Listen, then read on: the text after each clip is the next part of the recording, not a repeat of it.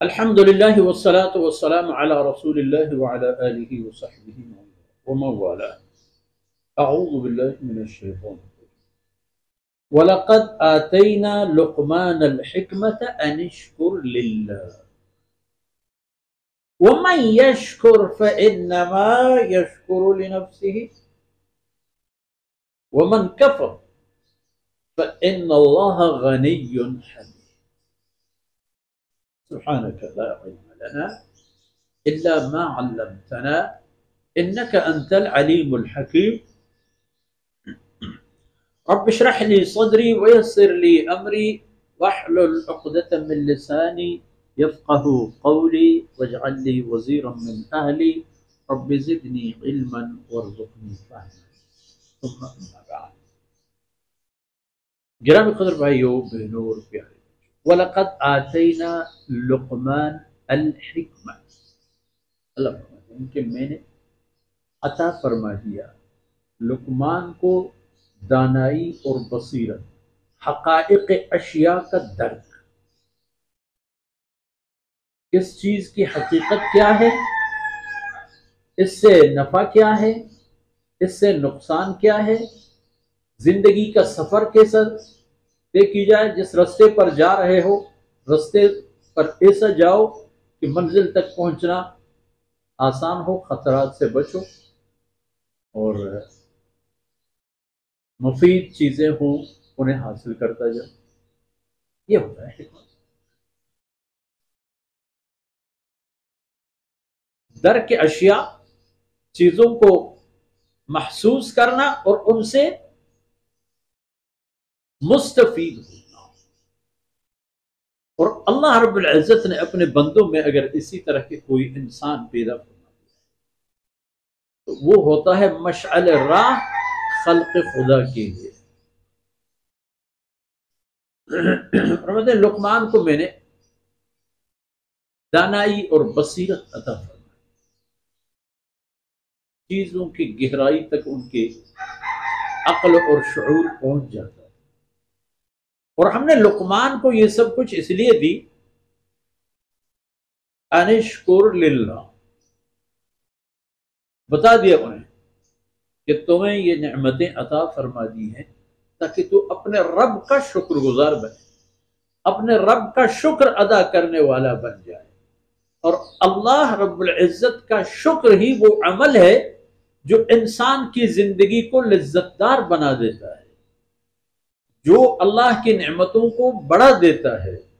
اللہ کی نعمتوں میں جان اور برکت اور افزائش پیدا کرنے کا سبب شکر ہے. اور شکر 3 حرفی ایک جملہ ہے بطور نام، شین کاف را. لیکن عملی زندگی میں جب آ جائے اس لفظ کو پھر عمل کے دائرے میں لا کر ثابت کرنے کے لیے آپ کو ہر چیز میں اس کی ضرورت محسوس ہوگی کہ شکر کرتے پھرو، شکر چرتے پھرو، شکر کراتے پھرو تاکہ اللہ کی نعمتیں بڑھ جائیں. 2 باتیں ہوں گی، اللہ کی نعمتیں ختم نہیں ہوں گی اور ختم نہ ہونے کے ساتھ ساتھ ان میں افزائش بھی ہوگی. شکر کرو. اور عملی شکر وہ الگ چیز. ایک شکر ہے میرے اور آپ کی صحت، ایک شکر ہے زبان کی، ایک شکر ہے آنکھوں کی، ایک شکر ہے مال کی، اولاد کی، ان تمام چیزیں. اور صالحین نے فرمایا اللہ رب العزت کا شکر یہ ہے کہ اللہ کی نعمتوں کو اللہ کی نافرمانی میں استعمال نہ کرو. بڑی بات ہے. اللہ کی نعمتوں کو بنیاد بنا کر اللہ کی نافرمانی نہ کرو. یہ زبان اللہ نے جھوٹ اور غیبت اور حسد اور فلان فلان فلان برائیوں کے لیے نہیں دی ہے. یہ آنکھیں حرام اور خراب چیزوں کو دیکھنے کے لیے نہیں دی ہیں. یہ زبان، یہ عقل، یہ بصیرت، یہ جانی طاقت اللہ نے اپنے نافرمانی یا اللہ کے بندوں کو ضرر اور نقصان دینے کے لیے نہیں دی.